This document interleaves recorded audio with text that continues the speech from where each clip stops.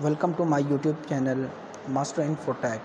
Today I tell us about how to change text, copy text from any file, any screenshot, send to into any Word files and editable.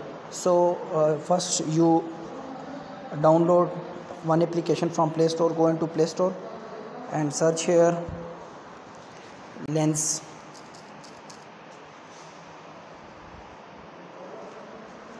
Search here Lens.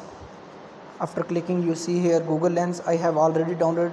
You should be downloaded, updated and download. Okay, I have also downloaded. So go into Lens. You see here Lens. So take a picture of anything. So after taking picture, you should be do it. So first of all, you click here, like you have seen their files. You think you click any place, you easily copy to that text. So usually to copy,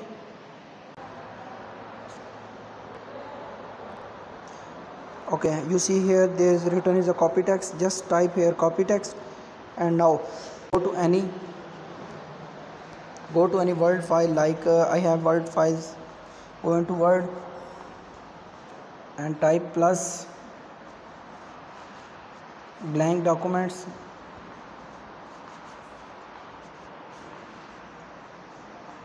Just open it and just here paste.